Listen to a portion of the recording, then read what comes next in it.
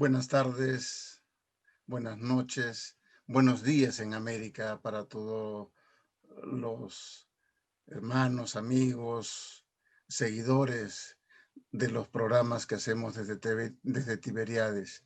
Eh, para nosotros es una eh, reunión muy especial la que tenemos hoy, porque es la entrega del 11º premio Jorge Borro, de difusión bíblica, que en esta oportunidad ha recaído en Emilio Monjo Bellido. Para nosotros, digo, ahora daré la palabra a Rubén Lugilde, que es el presidente de la Asociación Cultural Jorge Borro.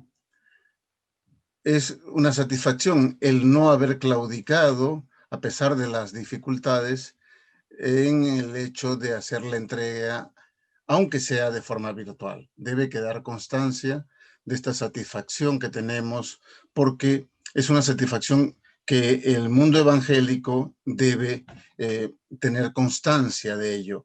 No podíamos dejar en segunda instancia a Emilio Monjo, porque siempre se ha hecho una entrega dentro de unos encuentros literarios cristianos que se hacían en Salamanca. Así que, sin mayores preámbulos, dejo con la palabra la intervención oficial de Rubén Lugilde, presidente de la Asociación Cultural Jorge Borro de Salamanca. Gracias, Alfredo. En efecto, este año es una entrega diferente, como tantas cosas que hemos vivido en este año, pero nos satisface enormemente poder contar con la presencia virtual de Emilio y poder hacer entrega de este premio. Cuando en el siglo XIX los pioneros de la llamada Segunda Reforma en España iniciaron su labor, supieron conectar los nuevos esfuerzos por regresar al cristianismo bíblico con sus predecesores del siglo XVI. Si bien es cierto que Borrow imprimió estratégicamente una traducción católica del Nuevo Testamento sin notas para su labor evangelizadora, los primeros protestantes en España empezaron a recuperar el legado que la represión durante siglos había intentado extirpar. Así, Luis Usoz y Río, con Benjamín Wiphem, comenzaron la colección de los reformistas antiguos españoles, que todavía hoy se puede conseguir en alguna edición facsímil. Esta labor de recuperación de nuestra memoria histórica sigue siendo vital para que la fe evangélica deje de verse como una exótica especie invasora en nuestro país. Nuestro homenajeado de este año es, sin lugar a duda, alguien que figurará en la historia del protestantismo español dentro de ese legado de hombres y mujeres que mantienen viva la luz del pasado en nuestro presente.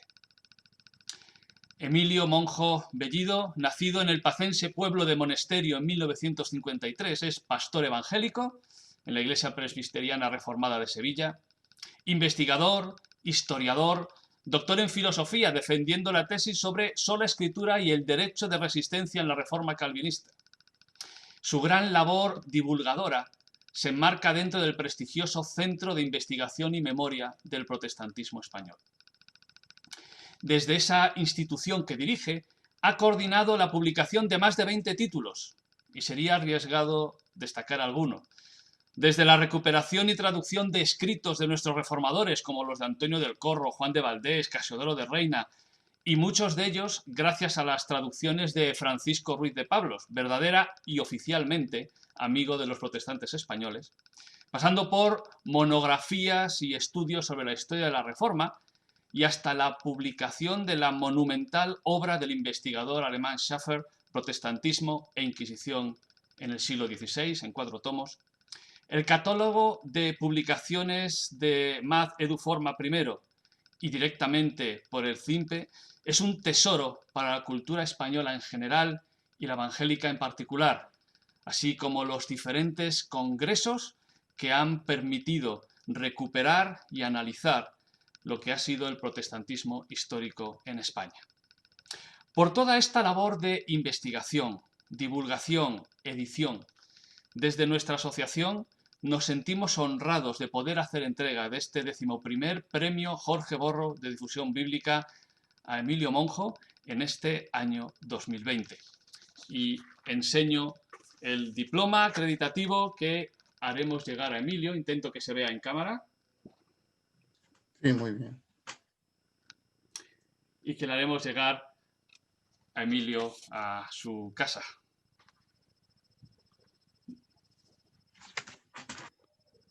Muchas gracias, Rubén. Ahora daremos la palabra al pintor Miguel Elías. Él es un amigo hermano, particular, personal, quiero decir, pero también el mundo evangélico lo ha reconocido como amigo de los protestantes con el premio Miguel de Unamuno que concede anualmente el diario digital Protestante Digital. Así que, por lo tanto, nos ha acompañado, ha dado su obra y ha creado para nosotros, para la Asociación Cultural Jorge Borro, una serie que va a perdurar, que son los ictus, con todas sus variantes, desde los más clásicos, con la Biblia del Oso, hasta los más innovadores como son estos últimos y como el que ahora del cual nos va a hablar, que se enviará a Emilio Monjo hasta Sevilla. Así que Miguel Elías es profesor de la Universidad de Salamanca, es un pintor muy, muy reconocido, máxime en el ámbito de los poetas de Iberoamérica, ¿no? Es decir, ha pintado ha retratado a más de 100 poetas de España, de Portugal y de América Latina.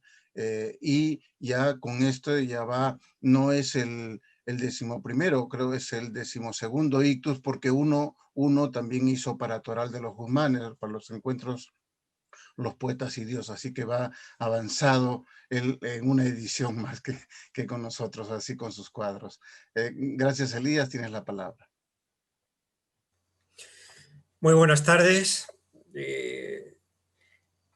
Buenas tardes desde Salamanca, desde la ciudad del pastor Atilano Coco, íntimo amigo de don Miguel de Unamuno, nuestro insigne rector. Y es para mí un privilegio, se lo decía al presidente del premio, a Rubén, este año realizar un nuevo ictus de esa serie ictus exclusiva para este premio. Recuerdo esa tarde cuando el presidente del premio, Rubén, me llamó dudando si parecía conveniente o no que fuera adelante el premio, y sin lugar a duda le dije que sí, que el premio yo creo que debería de seguir, igual que sigue la vida. Esta pandemia no ha sido ni más ni menos que un paréntesis para aprender, para enseñarnos muchas cosas y para desaprender quizá bastantes cosas. Con esa idea y con una variante, este año se creó el cuadro Ictus 12, que como bien ha dicho el poeta Alfredo Pérez Alencar, son 12 aunque el premio sean 11 porque se hizo una de ellas para Toral de los Guzmanes para anunciar el encuentro. Es muy particular. Es muy particular por muchas cosas la obra de este año. Primero, el tamaño. Se tuvo que adaptar a un tamaño, yo creo que muy bien pensado por el conjunto de personas que integran el premio Borro. Debía de ser un tamaño que pudiese ser enviado sin dificultad alguna que sufriera el cuadro. Y se optó por hacer un cuadro de 50 por 50, que es un tamaño que está bien ya. Los anteriores rondaban 100 por 81, incluso uno 146 por 114, es decir, han sido tamaños muchos más grandes, pero este año es un buen tamaño también, 50 por 50. Y hay dos grandes novedades. Por primera vez aparece un ictus dorado. No sé si se puede ver, por la luz lo amortigua mucho. es un ictus dorado que en la serie aparece por primera vez. El dorado, a lo largo de la historia del arte, ha simbolizado lo sobrenatural, lo espiritual, la sabiduría y el conocimiento de la palabra sagrada. Aparece por primera vez en los ictus la palabra sagrada en sí, esa parte mística que divide al cuadro entre la vida real, se ve una línea, y esa vida sobrenatural, esa vida mística. La palabra que reside en la propia palabra. A la otra parte podéis ver un ictus, en este caso en negativo, donde a través de la figura del ictus se ven los colores. En el fondo del cuadro pierde bastante por la luz, hay mucho color. Es como un puzzle de color que es la vida propia. Es lo que hemos vivido en este 2020. Alegrías, tristezas, risas, llantos, muerte. Le atraviesan unas pequeñas líneas del amarillo real al amarillo dorado, que son esos pequeños haces de luz que podemos descubrir a través de la palabra, a través de la Biblia, a través sobre todo de esa palabra de Jesús del Nuevo Testamento. Pero lo más importante de este ictus blanco es que a través de él se ve la vida.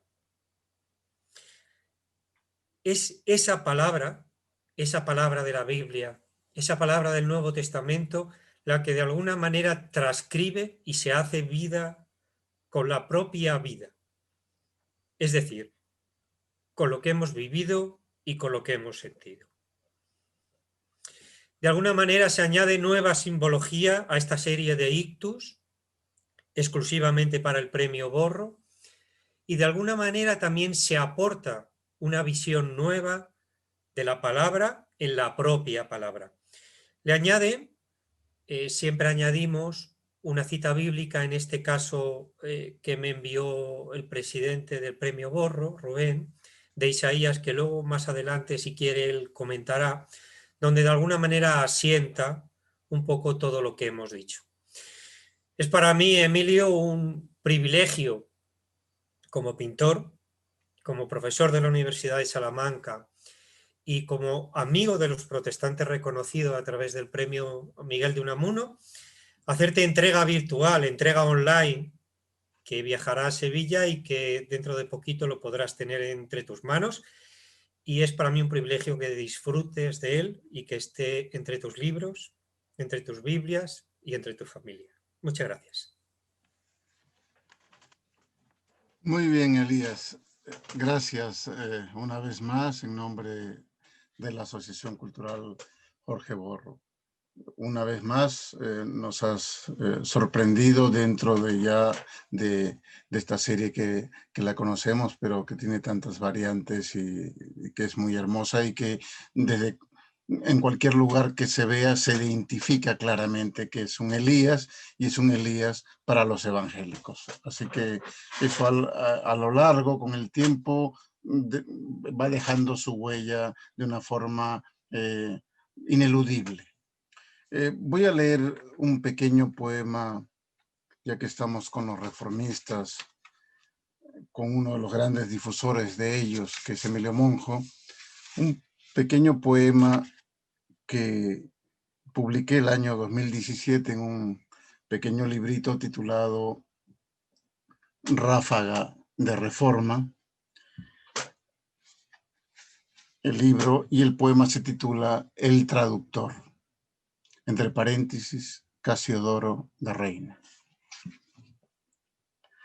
Esbelto el idioma que nos informa del mensaje que primero otros recibieron lejos de aquí.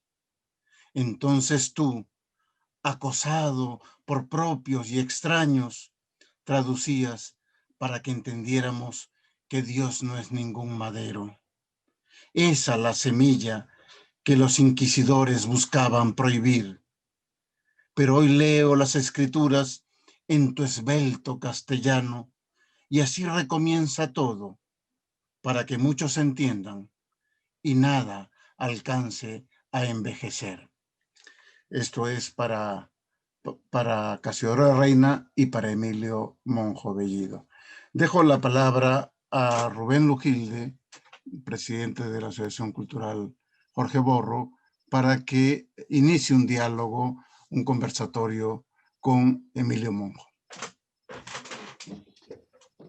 Muchas gracias, Alfredo, y gracias a nuestro querido pintor, que nos acompaña desde el principio y que, como dice Alfredo, nos sorprende año tras año, dando todavía más realce al premio y a los actos que realizamos. Y como bien dices, ese texto que de alguna manera especial dedicamos a Emilio, puesto que es el frontispicio que aparece también en la Biblia del Oso.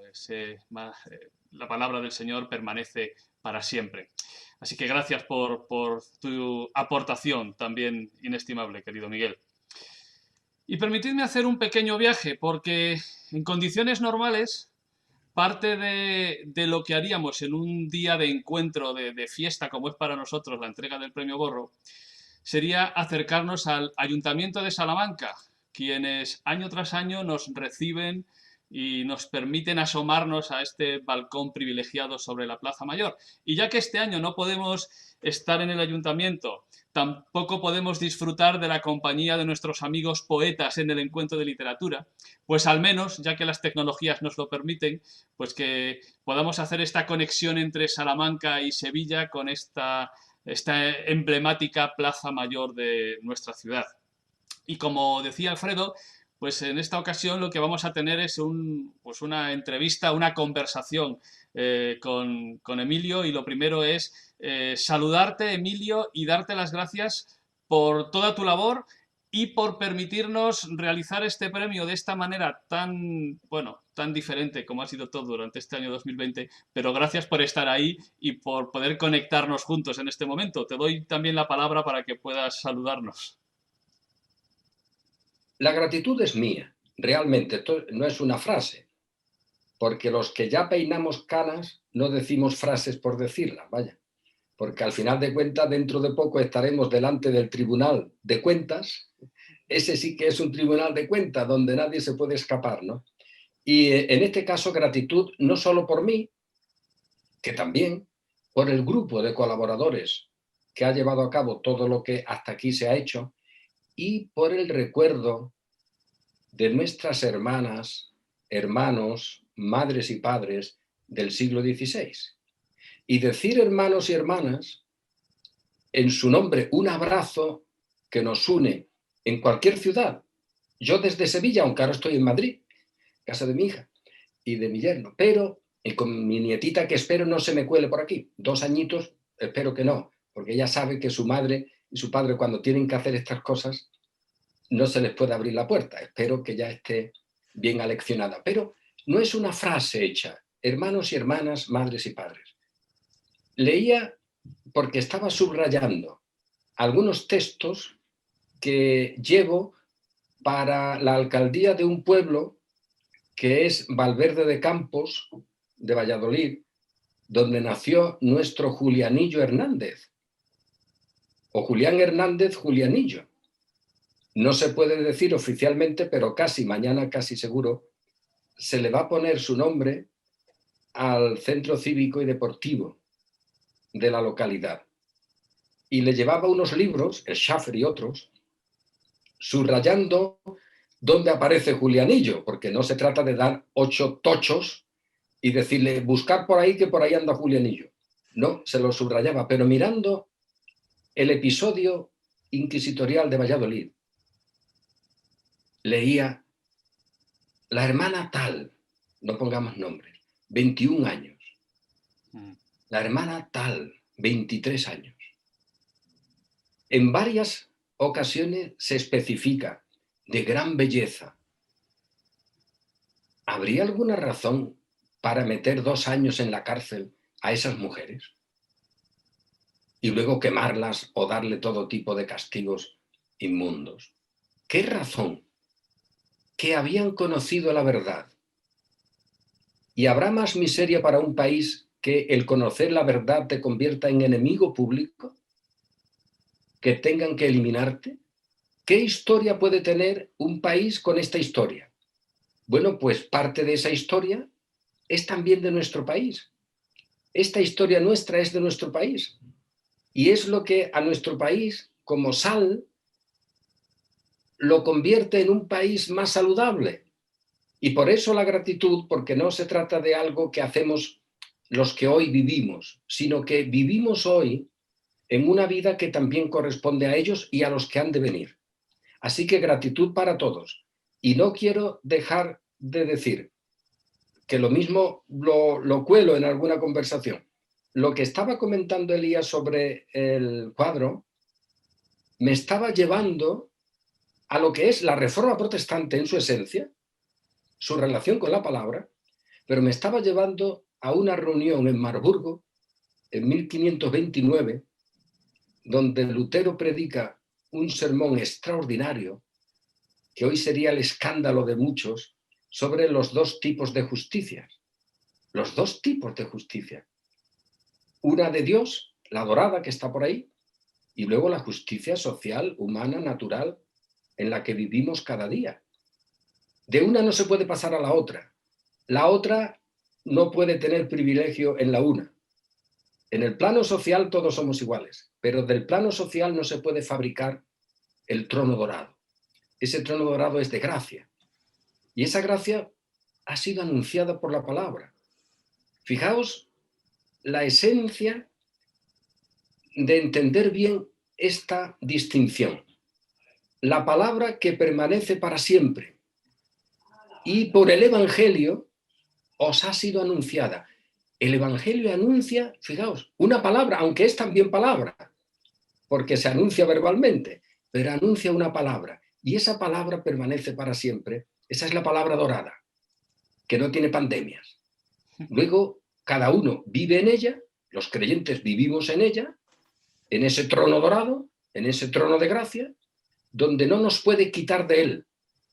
Y eso diría Lutero.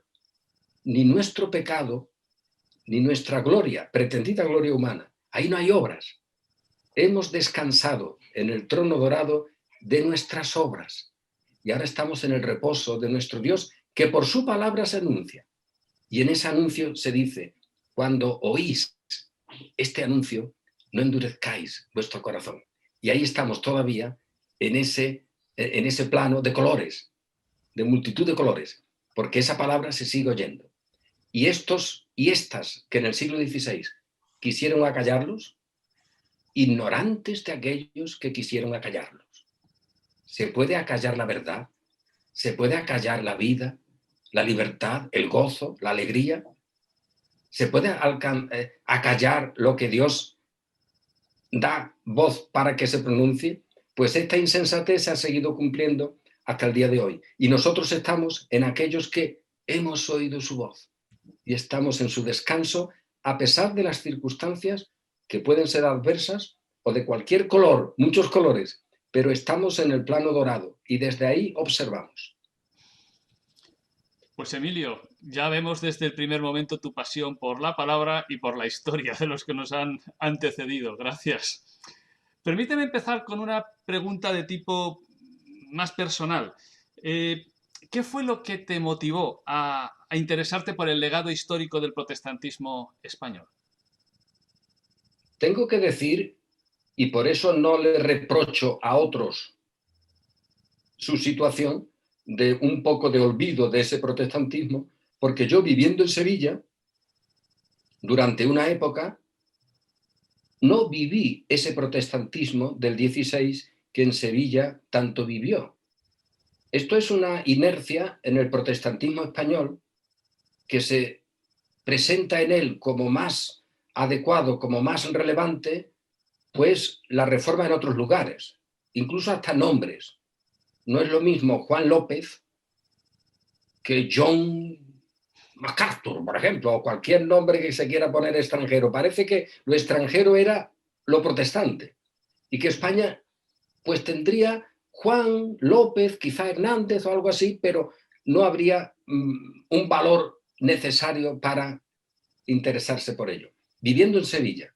Por lo tanto, esto es providencial. Cuando llega su tiempo, las cosas ocurren y ahora ha sido el tiempo. Y ese tiempo, en mi caso, me llevó a que, bueno, el tiempo de Dios me llevó a estar conversando con un profesor hace ya muchos años.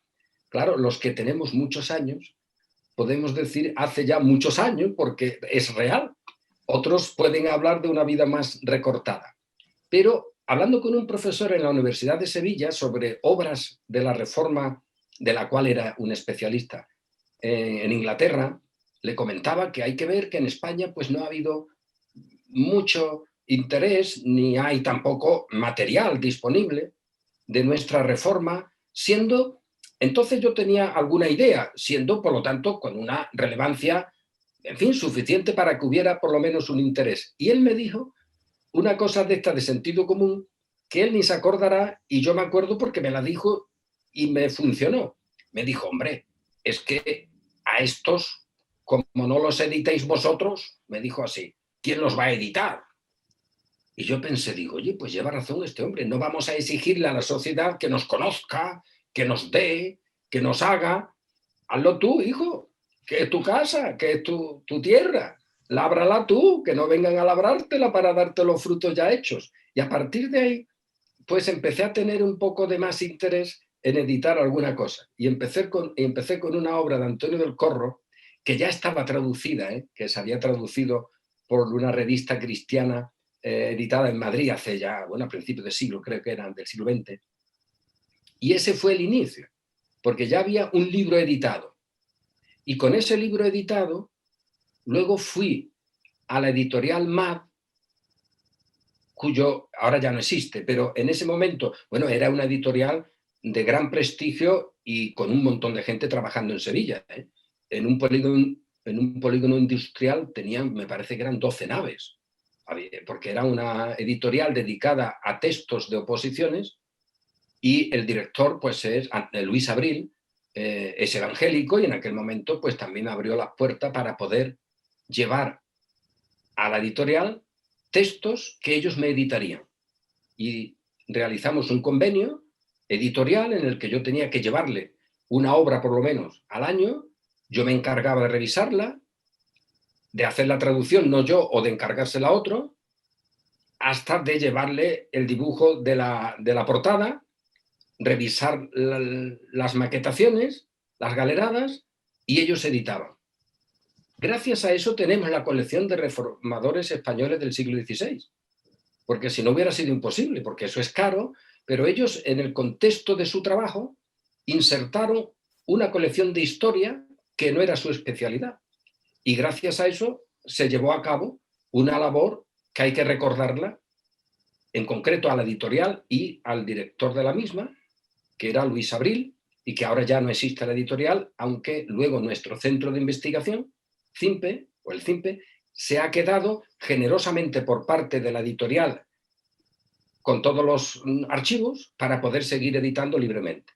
Por lo tanto, todo el trabajo no quedó perdido. Y a partir de ahí, pues es empezar a caminar sin saber muy bien dónde vas. Porque yo he sabido que había obras que no se habían traducido de Antonio del Corro caminando, pero al principio no tenía ni idea. O sea que ya el empezar a caminar fue lo que te hace recoger luego unos frutos. Y este es el camino de la fe. El camino de la fe, en muchos casos, no tiene delante la perspectiva física de nada, excepto que es el camino de la fe. Y luego te vas encontrando por el camino las cosas. Y en ese camino riquísimo de cosas y de personas. Ahí apareció, que lo ha mencionado antes el compañero, pues Francisco Ruiz de Pablos, para traducir cosas, con un afán extraordinario todavía.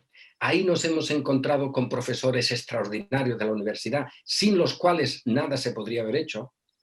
Ahí hemos llegado a donde estamos hoy, en esta realidad de recuerdo y de reconocimiento de todos. Y con un futuro extraordinario. Este año del COVID, yo tengo las cestas llenas de frutos. ¿Tú? El año que viene uso agenda de papel, pero ya está llena.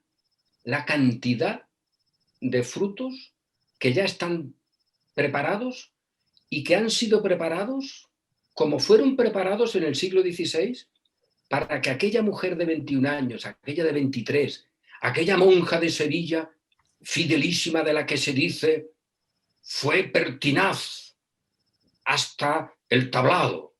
Qué frase, ¿eh? Fue pertinaz hasta el fuego. Aquella monja, María de Chávez, ¿no? Y de otras, de la reina Juana de Albret. Un tío clérigo le dice, pero mi sobrina, esa no hay manera de cambiarla. Esa no funciona por los parámetros políticos. Le dice a otra regente principal, dice, con ella no valen estas cosas. Mi sobrina tiene una pasión feroz. ¿Habrá algo mejor que eso? Pues eso es fruto de nuestro Dios, y esa pasión feroz ha sido este año con sus frutos. En Extremadura, en otros lugares, la Real Academia de Extremadura, editando con ella texto de Casedoro de Reina, para el futuro, en Valladolid, en la Universidad de Valladolid, para este año que viene, que ya estamos casi, pues se hará un curso sobre la Reforma Española, seguramente una jornada en conexión con el segundo auto de fe de octubre. Multitud de gente que está con una honestidad extraordinaria y con una generosidad digna de encomio en torno a nuestra reforma, porque nuestro Dios ha preparado a muchos enemigos y a muchos amigos. Y eso lo vamos a tener siempre. Y muchos amigos los tenemos ahora. Hacías alusión a estas ediciones, ¿verdad?, de la editorial MAD, y aquí tenemos un ejemplo de alguno de esos libros editados, ¿no? Emilio, de las diferentes iniciativas, tanto editoriales como de encuentros que has podido realizar en estos años, ¿hay algo de lo que te sientas especialmente satisfecho por lo que haya implicado, por sus resultados? Sé que preguntar por una obra en particular, cuando hay tantas realizadas, sé que es difícil, pero ¿hay algo que de alguna manera especial guardes un cariño? De momento, aunque sea entre paréntesis, fijaos que yo a veces consigo cosas por cansancio de los otros. Los dejo molidos. Casi no los dejo respirar. Y al final dicen, vale, ¿no? Es una broma, pero no es una broma. A veces hay que actuar así, ¿eh? Eso siempre, ¿eh? Uno debe actuar con constancia. Y siempre con una regla, que eso es muy sana. Si te dan con una puerta, que te den en la frente. Nunca en el cogote. O sea, es que encima si te cierran la puerta y vas humillado, no, con la cabeza alta, porque es el reino. Es el Señor, no son cosas humanas. Así que si alguien te cierra la puerta, que sepa que te la está cerrando en la frente siempre alta. La rodilla doblada delante de Dios, de los hombres nunca. Y esa es una realidad y un lema de la Reforma española, de la Reforma en Francia, de la soberanía, del vigor de los creyentes. Y en ese proceso, pues la verdad es que es difícil calibrar algún momento. Ha habido muchos. Realmente es que ha habido muchos, no es una retórica. Yo puedo recordar multitud de momentos muy solitarios, que eso es verdad. Hay un grupo de colaboradores, pero eso no están juntos, están por ahí. En muchos casos, una soledad absoluta, pero una soledad gustosa y triunfante, porque ¿qué vas a hacer? ¿Te vas a meter en otro sitio? Pues estás solo, pues solo, con nuestro Dios y su palabra. Y estos del 16, ¿qué tanto calor te dan? Oye, que las cárceles de la Inquisición serían tétricas, serían miserables, pero ¿qué calor te dan para nuestro siglo XXI, para cada instante de estar con ellos, viviendo con ellos, sufriendo, alegrándote con ellos? Y hay muchos casos. Y hay casos, sobre todo en el ámbito universitario. Ahí hay muchos, realmente, en Sevilla, pero por poner alguno, en Madrid, en el Salón de Acto, lo que era el Paraninfo de la Facultad de Filosofía, en conexión con uno de los congresos que allí hicimos, se hizo por primera vez una celebración del Día de la Reforma en la universidad. Y allí en el Paraninfo se cantó Castillo Fuerte. El problema, y eso es un problema real, del mundo evangélico, es que convierte en eclesiástico todo lo que toca, tú. Y oye, si estamos en la universidad, esto es una conferencia, esto es un rigor universitario, no es un culto para cantar canciones y levantar la mano y decir aleluya. Yo estaba con las carnes abiertas porque digo, esto se me transforma en un culto que no hay manera de acabarlo. Y esto es un acto académico como debería ser. Oye, es que la Reforma es universidad. Lutero murió siendo profesor de universidad, dando clases a sus estudiantes. Calvino en Ginebra con una universidad, en Lausanne, en todas partes la Reforma es universidad. Por lo tanto, el día de la Reforma que sea universitario caería por su peso. Sin embargo, se ha trasladado a un culto de la Reforma. Cuando Lutero culto no hizo aquella noche o aquella tarde de 1517. Oye, hizo una propuesta universitaria y luego siguió así. Por lo tanto, en la universidad es donde nos hemos encontrado con muy buenos elementos para que fructifique nuestra reforma. Así que en iglesias evangélicas, un poco, siempre con la relatividad del lenguaje. Oye, que hay grupos, que hay personas, pero regularcito, como dicen por Andalucía, más cortito que un fandango. Un fandango tiene un quejío y una frase, y se acabó el fandango, ¿no? Más cortito que un fandango. En la universidad, providencialmente, ha habido y hay un plano de reconocimiento de nuestra reforma que se retroalimenta. Yo he hecho cosas, y digo yo y el grupo, en la universidad, porque desde la universidad casi me lo han pedido. Oye, si tú ves que hay 3 profesores en una entidad determinada que te están diciendo, oye, Emilio, este año el congreso, ¿qué tal? ¿Dónde se va a hacer? ¿Qué se va a tratar? Cuenta conmigo. Y tú puedes estar desanimado y estar harto a lo mejor de decir, hay que ver si yo hago congresos o hacemos congresos en Madrid y allí los pastores no vienen y te encuentras muy solo. Y tú dices, bueno, pues ya no hago más. Pero si están desde la universidad reclamándotelo, ¿cómo le dices que no? O sea que hay una retroalimentación y esto es de Dios, ¿eh?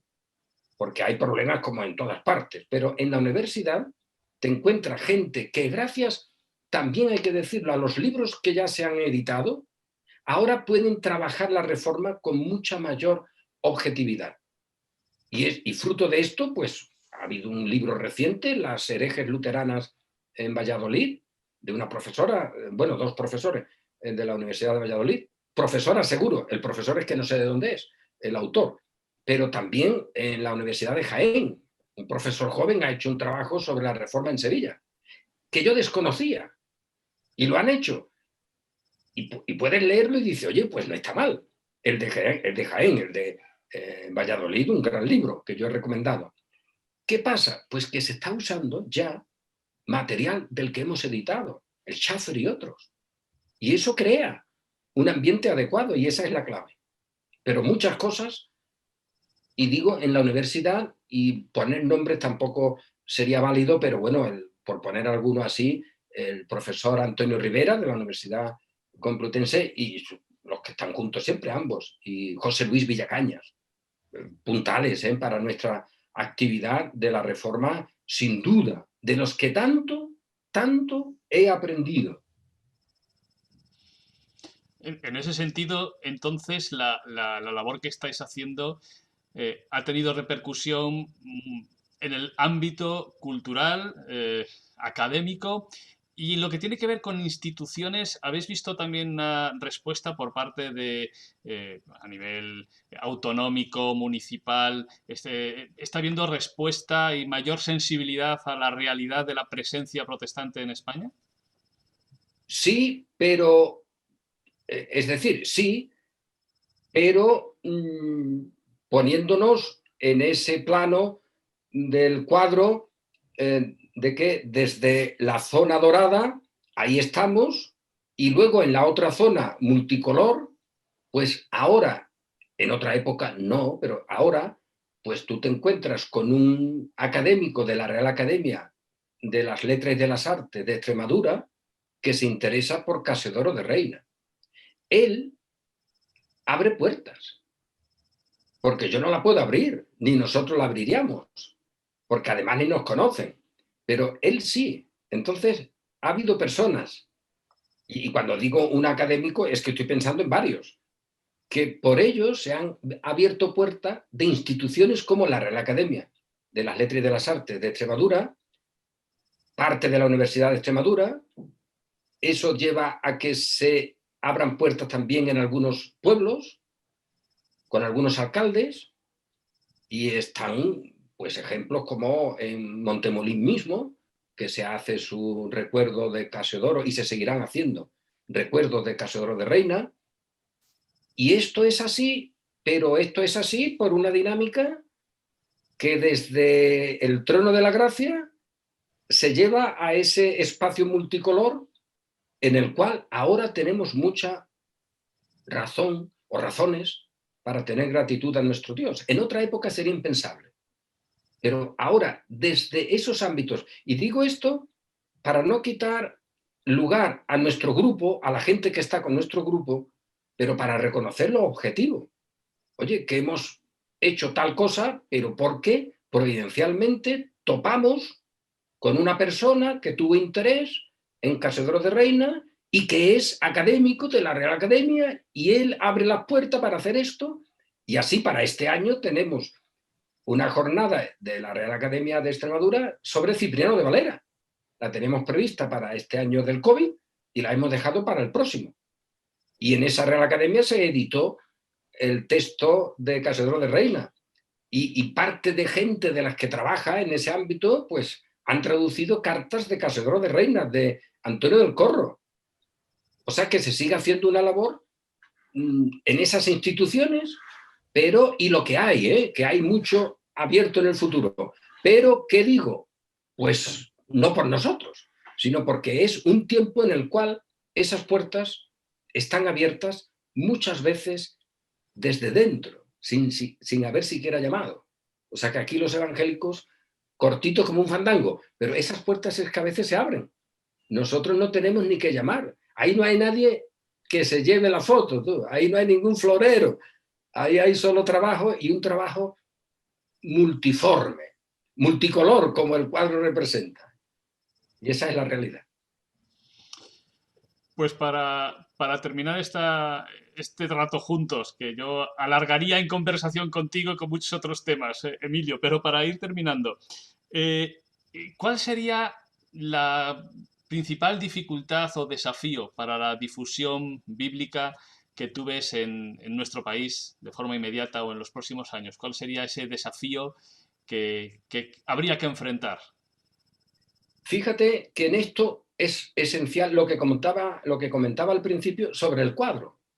A ver, ha habido épocas en las que el problema ha sido la difusión material del texto bíblico. Eso es evidente. Sin olvidarnos también de otros aspectos, es decir, cuando la Iglesia o en una comarca determinada ha habido gente que sabe latín y ha podido leer la Biblia en latín, palabra de Dios ha habido. O sea, oye, no nos confundamos, los que han negado que se pudiera traducir la Biblia en la lengua natural era gente que conocía la Biblia. No lo hacían por ignorancia de la Biblia. Los que llevan a la cruz al Mesías no ignoran las Escrituras, ignoran la enseñanza real de esas Escrituras, pero las Escrituras las conocían. Por lo tanto, ha habido momentos en que es necesario la traducción incluso de la Biblia. Y eso es un modelo para lo cual hemos de estar siempre agradecidos.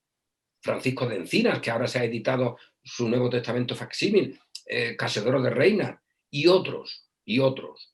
Pero cuidado con la traducción. A veces se han hecho traducciones para que la Biblia esté por gente rarísima. Empecemos por el mismo Jerónimo. Jerónimo traduce la Biblia a una unidad suficiente común del latín, como un trabajo que él le gusta hacer y que hace muy bien, por mandato de un papa. Y cuidado con el Papa Dámaso y cuidado con Jerónimo, que hoy no nos tomaríamos un café con ellos. Jerónimo era una persona totalmente perdida en cuanto a la salvación, en cuanto a la vida natural, no creía en el matrimonio, era un supersticioso, metió a gente allí en un monasterio, los quitó de la vida, los quitó de esa zona multicolor, hizo esa zona multicolor una zona oscura en un monasterio. Ese es Jerónimo. ¿Pero qué hace Jerónimo? Pues que traduce la Biblia al idioma que se podía entender. Es que la Septuaginta es igual. Mira que fue efectiva la existencia de la Septuaginta para la difusión del cristianismo. Si uno mira cómo se hace y quién la propone, pues tú dices, bueno, es que este hombre no tenía otra cosa que hacer, quiso hacer un monumento y quiso hacer también, para que quedara bonita su biblioteca, pues la versión esta de los 70. Y así el Papa León X, el que excomulga a Lutero, manda que se haga una traducción, en latín en este caso, la hace Santes Pagnino, pero esa traducción luego es muy usada por Casiodoro de Reina. Hizo este hombre una gran traducción. Luego, el texto que traía Jorbarro, pues para difundir la Biblia, la traducción que se había hecho desde el latín, desde luego, del Padre Cío, es una buena traducción. ¿Pero por qué se hizo? Pues se había hecho porque ya el inquisidor general, que era bastante modernito, el buen hombre, bastante ilustrado, había permitido que se hiciera una traducción al castellano. Y eso estamos al final del siglo XVIII. Bueno, que por cierto, en esa traducción de Escío, aunque nuestro colportor no trajera la Biblia de Reina y Valera, o Valera como luego se le puso, llevaba bastante de Casiodoro de Reina, porque en las notas explicativas, filológicas del Padre Escío, eso es poco conocido, se encuentra con frecuencia una referencia a cómo traduce C.R. O sea que usó abundantemente, sobre todo para el Antiguo Testamento, a Casiodoro de Reina. Curioso, una traducción que se dice es católica solo por las autoridades católicas y que tiene ese buen hombre, que era un buen profesional, conocía muy bien hebreo y el griego, tiene que casi pedir perdón al mundo español porque va a traducir la Biblia en castellano.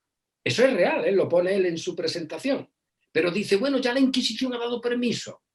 Bueno, pues esa Biblia es una buena traducción. ¿De dónde nace? Y así podríamos pensar en otros momentos. Y hoy día no hay problema en España, desde luego, para la difusión bíblica. No podemos quedarnos anclados sin decir, no, es que tenemos problemas. Mira, problemas no. Hay Biblia de todo tipo, hay pastores, oye, que no usan Biblia, usan tablets, pero que es que se preparan el sermón dándole a teclitas. Allí te salen ya los sermones hechos, con los esquemas. Hay herramientas de todo tipo. Hay una comida hecha que, bueno, no hace falta ni en el microondas. Se te calienta sola, aprietas el dedo y te salen ya versículos, textos. O sea que Biblia hay por todas partes. En cualquier librería te encuentras Biblia para niños, etc. Ahora, ¿hay problema para la difusión? El mismo que está representado en ese cuadro. Porque nosotros difundimos una palabra del color dorado. Y esa siempre tiene problemas. Porque es contraria a nuestro corazón, que no es dorado, y a nuestra voluntad, que no es dorada. Y se tiene que recibir solo por un poder que te tiene que ser dado. Y entonces sí tendremos siempre problemas, pero los mismos que en cualquier época. La Iglesia se extiende poderosamente por el Imperio Romano sin Biblias. Hay una conversación y una proclamación, y hay una palabra sin Biblia. Cuidado, que yo soy de los que creen en la inspiración de la Biblia, los milagros, que yo soy un conservador a palo seco, vaya, que no me quito de en medio para nada, ¿eh? Pero hay que reconocer, esa palabra que permanece, la hemos recibido por el Evangelio que nos ha sido predicado. Ese anuncio del Evangelio, que es poder de Dios, es que se anuncia una palabra que es poderosa y que no tiene tiempo, ni tampoco dificultad, verás. ¿Qué quiero yo decir con esto? ¿Nos alegraríamos de que en toda España hoy, en los megáfonos, en las calles, se leyeran textos bíblicos? Bien, que se haga. ¿Significa que la palabra del Señor está corriendo y siendo glorificada? Pues yo no lo sé. Porque el mundo judaico tenía la palabra desde por la mañana hasta por la noche, comía con ella, se dormía con ella, estaba separando a los gentiles de ella y separó al rey, separó al Mesías de ella. Es el colmo. Oye, los que tenían la palabra separaron a la palabra verdadera de esa palabra escrita. Esto hay que pensarlo, ¿eh? Esto no es una frase, esto es para pensar todo este año. Decir, bueno, ¿cuál es el problema para nosotros? Que se confunde ese color dorado con el anterior, que parece que desde el anterior, haciendo algo, logra saltar al trono dorado. Y no. Por lo tanto, tenemos que anunciar esa palabra que es el trono dorado. El trono dorado. La otra ya está. Hombre, si no está, la presentamos. Pero conocimiento de esa palabra hay. El Papa no tiene conocimiento de esa palabra, y digo el Papa en genérico. ¿Los papas no han tenido consejeros que han conocido esa palabra? Las herejías en la Iglesia, los que han negado, por ejemplo, al Cristo, Dios verdadero, ¿de dónde han procedido? ¿De la palabra? Los que quemaban a nuestros hermanos y a nuestras hermanas, ¿no lo hacían con la palabra? Incluso cantaban salmos.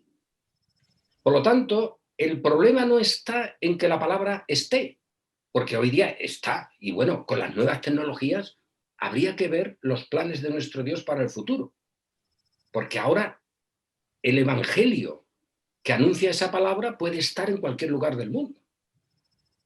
Y el poder de nuestro Dios no depende de quién lo lleve, ni del mecanismo. Está en esa palabra. Cuidado ahí. Y esa palabra está. Y el fruto que se produjo en el siglo XVI, ¿por qué no se va a producir en el siglo XXI en China? O en una aldea de África. Pero siempre con esta clave, porque esta fue la clave de todos. Nosotros anunciamos una palabra para la cual hay problemas, en tanto que quites el trono dorado, que quites la parte dorada, la redención hecha una vez para siempre, para que no nos asombre o nos quite de nuestro terreno de juego palabras como con una sola ofrenda hizo perfectos para siempre a los santificados, a los contados con él, para presentarse a sí mismo desde abajo, desde donde está todos nuestros colores, que son colores bonitos de la existencia, pero que no pueden dar el salto al trono dorado. Y él, desde el trono dorado, se hizo uno con nosotros, tomó nuestra condición para llevarnos con él. Y con él hemos nacido. Hemos nacido, es Navidad, hemos nacido con él. ¿O no? Con él hemos muerto. Oye, es que eso dice el texto bíblico. Por lo tanto, tengamos el texto bíblico lo que significa. Con él hemos muerto. Hemos sido sepultados con él hemos resucitado. Con él estamos a la derecha del Padre. Somos miembros de los santos en luz.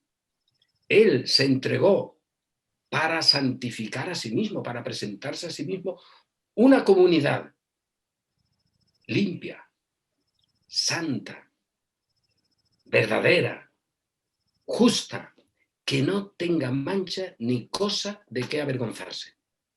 Pues eso somos. Y eso anunciamos desde abajo, desde el plano del cuadro de los colores, y con todos los colores que queramos, un solo trono dorado, donde está nuestro Dios. Y eso tiene dificultad, la que ha tenido desde Caín y Abel, y la que tendrá en nuestro presente, la que tuvo en el siglo XVI, pero esa dificultad está quitada de en medio por aquel que tiene todo poder. Tendremos dificultad, pero hay una victoria. Tendremos apuros, pero hay victoria. Y esa victoria está en el trono dorado, en esa parte dorada desde la cual ahora miramos a la otra y decimos, no hay condenación, tú. Que no hay pecado que me condene, ni obra que añada a mi salvación, que hemos descansado de nuestras obras. Y con esa perspectiva, anunciar la palabra, esa es nuestra tarea, que no significa repartir Biblias, también. Cuando Pablo dice, y termino, oye, que la palabra del Señor corra y sea glorificada. ¿Está diciendo háganse copias de la Septuaginta y repártanse? ¿No tiene él otra cosa en su mente? Tiene otra cosa en su mente. Porque el reparto de la Septuaginta no era lo que él pretendía. De hecho, no sabemos que se hiciera. Pero, sin embargo, ellos llevan una palabra de vida que siempre, esto lo expone muy bien José Luis Villacañas en un texto que ha editado sobre Lutero. Hace énfasis en esto, y yo lo repito mucho, y como lo he leído en él, pues lo cito. Esa palabra siempre es fresca. Por eso hay que tener en cuenta, no es una palabra enlatada, no es una palabra del siglo I y que te la traen ahora al siglo XXI. Es la palabra que sale de la fuente viva. Tú bebes esa palabra igual que la bebió Pablo, igual, fresca, es nueva, igual de poderosa. Y eso no es un libro, aunque el libro anuncia esa palabra y es una escritura de esa palabra. Pero el poder de la palabra hay que separarlo porque el libro no es una especie de talismán o de elemento como si fuera un sacramento y que te lo tocan como en los exorcismos, ¿no? Que te ponen una Biblia para que te quemes o algo así. No, no. La palabra que es anunciada por el Evangelio, esa tiene otro poder y en ese poder estamos de nuestro siglo XVI, de nuestras hermanas. Ese poder estaba en la cárcel, ese poder lo quisieron quemar y fíjate lo que quemarían y ese poder está hoy señalado en ese cuadro que providencialmente tiene un rango teológico, bíblico muy poderoso. Pues muchas gracias, Emilio, y quedamos también a la espera de ver cómo se sigue adelante con todos esos proyectos, con esa agenda, con ese deseo de seguir difundiendo la palabra viva y la realidad de lo que han hecho nuestros antecesores en el Evangelio. Muchas gracias, Rubén. Realmente ha sido una sesión entrañable.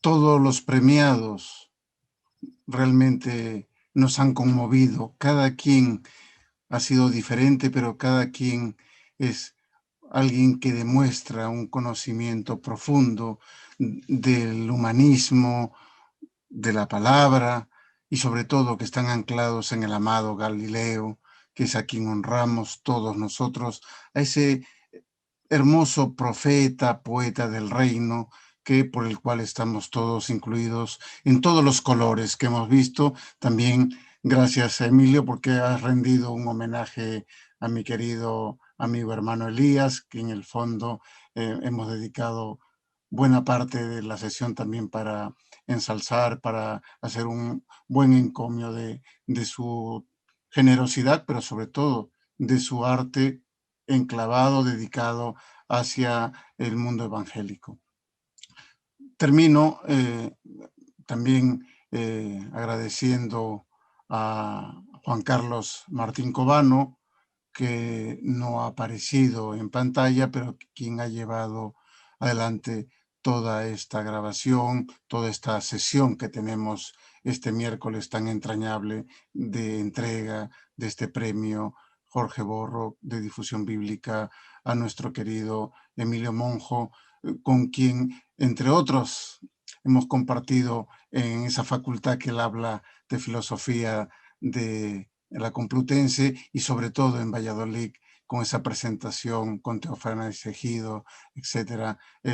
Doy fe de que en la universidad realmente se está haciendo mucha obra y que está muy abierta. Tenemos que demostrar, no solo exigir, etc. Y Emilio ha demostrado, ha llevado materiales y ahora los está haciendo trabajar. Y eso es una cadena de difusión importante, porque va con un sedimento científico consolidado de cientistas sociales y que también se enfrascan se empapan del planteamiento teológico del mundo protestante.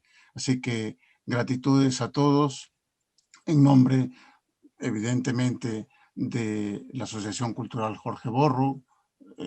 Ha sido una reunión y una entrega perfecta en el mejor sentido de la palabra, no de la perfección nuestra, que eso seguro que hay muchos problemas y hemos fallado en todo, pero perfecta en cuanto a la armonía, en cuanto a la comunicación que queremos dar hacia el mundo, y más aún a través de estos medios que nos ha facilitado Tiberiades y en concreto Juan Carlos Martín Cobano. Gracias a todos y buenas tardes, buenas noches.